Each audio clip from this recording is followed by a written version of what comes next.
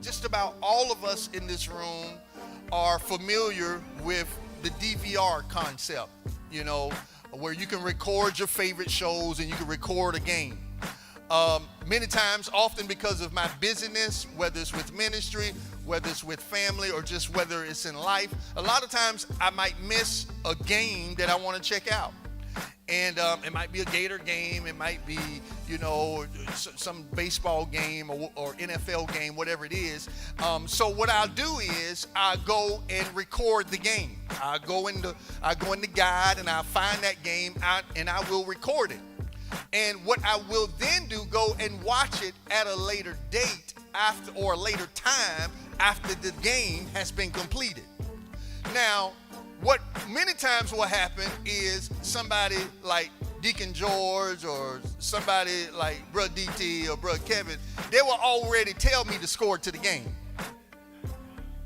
You know, and so that's why sometimes if it's a game I really want to watch, I try not to look at my text messages because I don't want to be disappointed at knowing what the outcome is.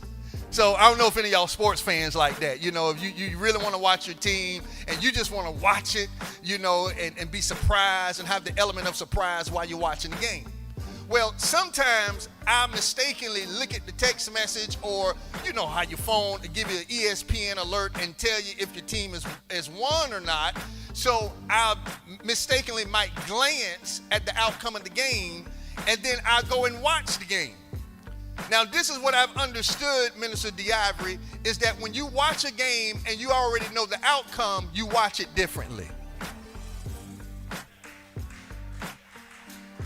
When you already know your team has won, even though your favorite quarterback done threw an interception, your running back done fumbled the ball, you know, you done lost a fumble, you know, you're like, oh, dang, man, what in the world is going on? You watch it, but at the same time, you already know what the outcome is going to be because you already know what the final score is.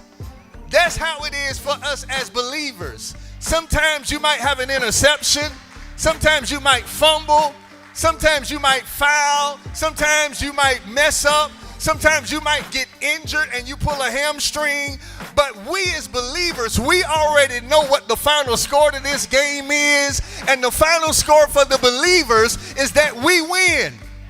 We get hurt. We go down. We go through pain. We go through trouble. We go through heartache. We go through storms. We go through tests. We go through trials. We go through temptations. But we don't lose heart and we don't lose faith because we know at the end of this whole game, we already got the score. And God has already told us that by the blood of the Lamb and by the word of our testimony that we overcome the enemy. I wonder, is there anybody in here that already know what the final score is?